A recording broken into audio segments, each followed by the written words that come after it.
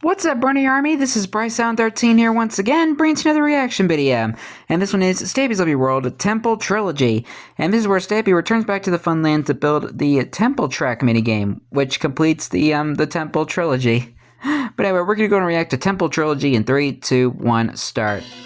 Hello, this is Stampy, and welcome to a Minecraft Let's Play video, and another video inside of Hi, Polly Reindeer. Hi, William Beaver. Looking luscious and green today. Beaver. You know, you're actually really well camouflaged. He is, actually. Your fur and the armor you're wearing, you're like designed to be like hidden inside those vines. But I wonder if that was the intention. To spot you, and of course, I was able to spot Polly over there because, well, you can't see her very well, but you can see all of the snowballs she's throwing. And look at I can kind of see her though. Bingo hall. Oh yeah, the bingo hall. I asked her. Oh, what's going on? What's going on? Where's the bingo hall? Yeah, you can see. Yeah, because now we see the bingo hall. I didn't think you'll be able to see that far, but you can. So there we go. It's always exciting whenever I build something that you can see from my balcony, because I know I'm going to see it at the beginning of every single video, and there's not much you can see because there's a great big theater in the way and a skyscraper. So it's always exciting when we have and like the mob trap horizon when I begin my videos. Anyway, something that so now we have a new thing to see at the beginning of the video. A cake. Nom nom nom nom nom nom nom. Hi, Barnaby. You are certainly not a new addition. You're quite an old dog. I mean, even in terms of like real life dogs, Barnaby's starting to become a bit of an old dog. You wouldn't guess it though. There's still a spring in his step. He has not slowed down at all since I first got him. I don't know, like 6 years ago or something. I've met Barnaby for. Anyway, he may be old. I love garden, someone who is, but he still has a happy spirit. And the reason I'm adding Richie is because hello, Richie. he drew this really cool, almost anime style version of me. And you can see it's kind of almost like a real-life version of me with a Stampy hoodie and then a whole bunch of dirt blocks. And also, you look on my shoulder, there's a little doggy. And I don't know if that is Barnaby or not, but there was a really cute... It might be Barnaby. I'm going to say it is. So thank you so much for drawing that for me, Richie. And welcome to my love garden. All right then, Barnaby. Let's go and let you settle. I personally think Barnaby aged really well for the time he's been in Lovely World. Just so you don't get arthritis or something. I'm joking, Barnaby. I'm joking. I know you're not that old. Not compared to me, at least. So no, looks like my helpers has decided on a dog, and we're gonna have Corey join. Curious Corey. I think we had Corey joining us recently, did we? I don't know. Yeah, we had him in the last episode when they were playing bingo. I have taken with me when. So hey. Hi, Frank and Frankie. Corey, you can join us today as we go and head to the Funland to begin building a brand new minigame, which I'm really looking forward to explaining what this game is going to be, and even more so looking forward to building it and then eventually playing it. So right then, button number 2, I believe, everybody. So yep, let's go into the teleporter, press number 2, and we'll be over at the Funland in no time at all. You've arrived at your destination. Just about at the Funland now, so let me go and show you where we're building. Oh, actually first, so...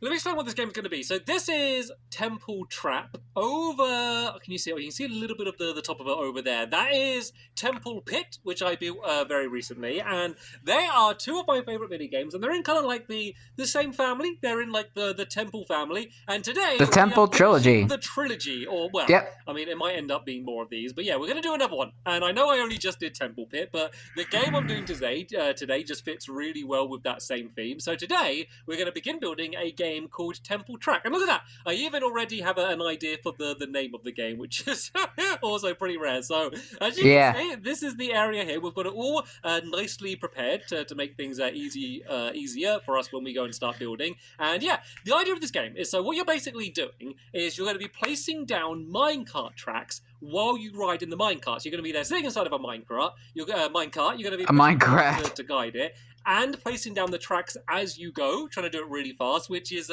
yeah, possible, but not very easy. So that's where the main challenge of the game's going to be. You can also block off other players, and there's going to be like areas in the game you're trying to capture. Then the game ends by you trying to track down the opponent and hit them. And yeah, it's going to be a whole thing. I don't need to go too in-depth with all of the details right now, just because it doesn't really matter. Basically, we need to be building the big arena in order for us to play this game. And then once we've got a decent amount of it done, I will go and kind of give a demonstration of how difficult it is to do what I just described. Yeah, we'll find that all out together. So as you can see, we have show me, man. Here. So helpers, do you want to start filling all of this in with sandstone? So we don't have to do any digging. The digging has already been done. Well, I kind of actually had to build build up the floor to this level. So that level there is going to be where the ground is, and then basically we're going to have a bunch of half slabs. I think I could see the redstone for the sheep shovel minigame. Half slabs and stairs, and the reason we're using them is very simply because you can't place minecart tracks on them.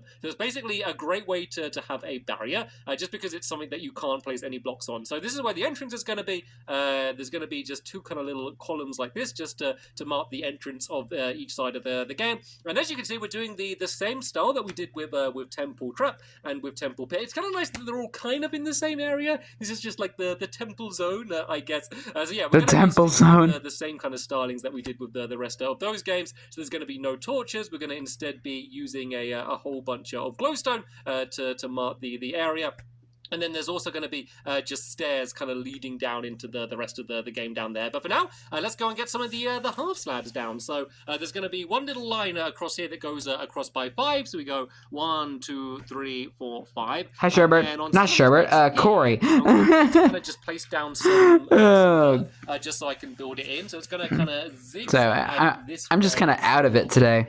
Here like this. And then it's going to go across in that direction by 9. So we go 1, and then we got 2, 3, 4, 5, 6, 7, 8, and 9, like this. And then we can go and put down the half slabs. And then once again, block babies. Zigzag to the very edge over there. You ain't calling it block babies today. Going down to the other side around there in that area there. So right, let's go and begin my zigzagging, which is going to go like this. So this is kind of like the hardest bit to do. And just because I kind of prepared the area with the ground, but the only bit I kind of didn't get done properly is this area here, just because I didn't know exactly how it was going to be. But yeah, I go and put down a whole I mean, it makes sense. Slabs along here like this. So I guess one of the other helpers could probably just fill that in.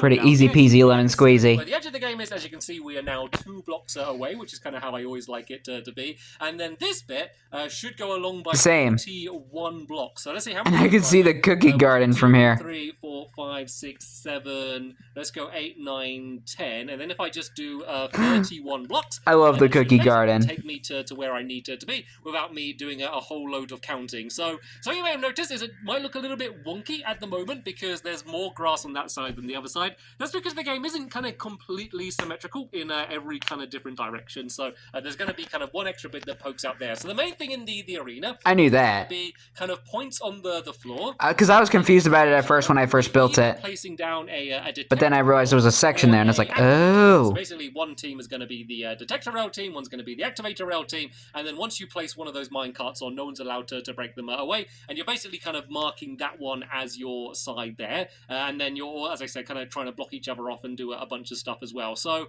basically, what I need to do now is what I did over there, I need to go and do the exact same over here and kind of do the same half slabs, go along here by 5 and stuff. But block babies. You saw me do that. Let me go and speed up the video until I've got these montage time. The outside done, and then I can go and start doing a little bit of the middle. This is my jam.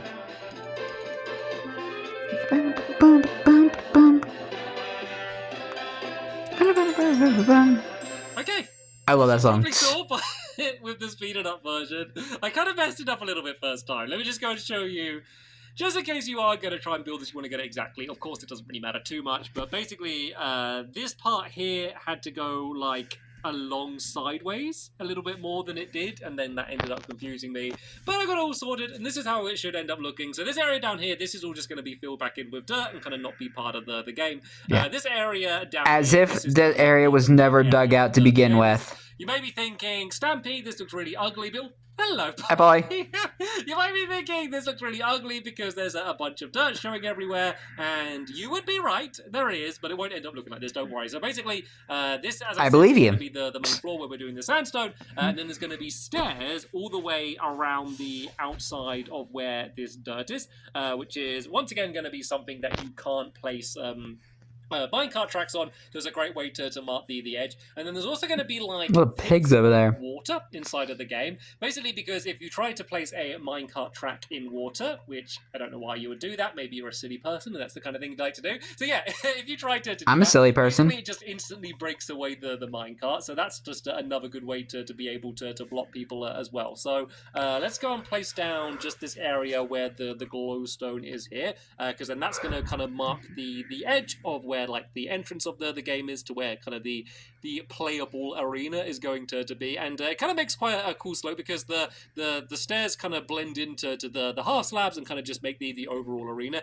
It also just makes it a really easy game to watch. So when I kind of started building my mini games, something that I never thought about is like the spectator experience of my mini games. And I know that sounds silly, like as if like I'm talking about having like some sort of esports tournament or something. I promise you I'm not. But of course, like when I'm doing Imagine if he did. mini games, I'm playing it a little bit, but I'm kind of watching it as much as I am playing it when all of my helpers are playing against each other. And there's so many times where I'm just like having to build up little temporary towers and, you know, piling up dirt and like just haven't got a good angle to see the game. So something that I really think about a lot more than I used to is kind of how easy is it going to be able to watch this game? Is it kind of building the game in the pit and just having the half slabs all the way around the outside means that, you know, you've got a really easy place to watch the game? Because the other problem that used to happen all the time is that the only way you'd be able to like watch the game properly would be inside of the game, and so you'd be playing a mini game and like people would be playing against each other, then everyone else would just be like getting in their way just so they can try and watch what's happening, because it's impossible not to try and watch it at all. So this way you can just stand here. Look at this is like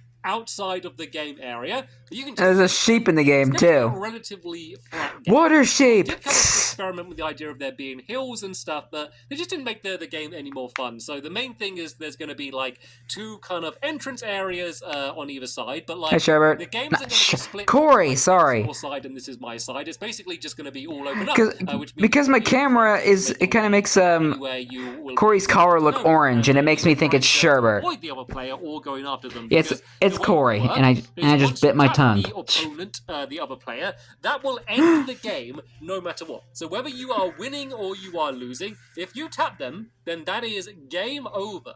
And so you really want to be trying to go after them when you're winning, and when you're losing, you want to stay as far away from them as possible. And I guess the sheep is probably checking out what they're building. Gap here where the dirt is kind of way bigger. That's because there's kind of like a little point here where you can get a bonus point, which is basically to stop tiebreakers. So I need to work out where the exact middle is, and I pride myself on my ability to do this. So if I line up the camera so it looks about the same, I believe this should be... Alright, time to play everybody's favorite game. Guess the middle. On either side. So let's just count and double check. We've got 1, 2, 3, 4, 5, 6, 7, 8, 9, Hi, 10, William. 11, 12, 13, Oh, 14, sheep. 15, 16, 17 to there.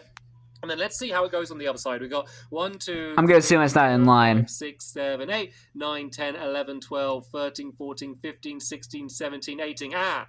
This is a problem. Uh-oh. This means that these haven't lined up. Oh, but this side's a bit weird here because I think... Oh, how's this gone here? So this should be 9 across here. 1, 2, 3, 4, 5, 6, 7, 8, 9.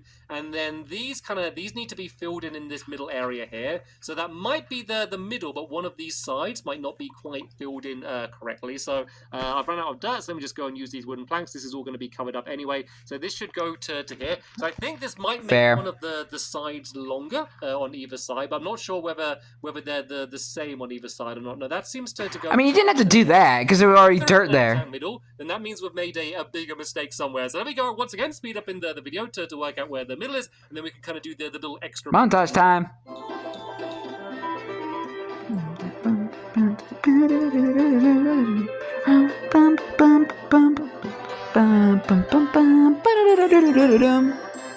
Okay, I just lined it up by looking at the other side, and this was the exact middle here. We just needed to add some blocks on either side. The reason I wanted to... At least it worked. The exact middle is... Congratulations, you've won a new sports car. Kind of poking out to the edge here, and I can kind of do my standard way of working all of this out by just kind of making sure it's 2 blocks away from the path, because I always like to make it 2 blocks away from the path. I don't know why... At least I didn't call him Sherbert for the 3rd time in this video. It just gives it a nice little gap, because otherwise everything's like right up next to the path, and then like you kind of have no extra room to add in like the lamps and stuff. So the stairs would be here. Gotta always have those lamps. Slab should go around here. I noticed like in the later mini games, he started like adding a lot more lamps compared to when he started building the Funland where he had like not as many. Then once again, the stairs will be. Which I find quite interesting. So basically, this is to make it so that probably because more mobs kept spawning, so he had to add more lamps in the later areas he built. And some that are going to be worth 1, and the ones that are worth 2 points are all going to be in the middle, which basically means at the beginning of the game, both players are going to go and like charge straight to the middle, unless they really want to play it safe and stay back. But generally, if they're a smart player, they're probably going to go and charge straight to the middle. Probably. And there's the equal amount of points on both sides, which means if they wanted to, both players could then like go back to their base or go to the other base and just kind of capture those points and ignore the other player. This point basically means that if you do that, then, you know, one player at some point needs to rush over to here because this is where the bonus point's going to be, because otherwise I can imagine there's sometimes being quite a lot of draws, and draws are fine in games, but they're just a bit boring. Like, you always want there to be a winner. It's like annoying to, like, kinda, you know, play for like 5 minutes and, you know, you're going to win, and then, no, they're going to win, and then, oh, we ended up drawing. That's really, really boring.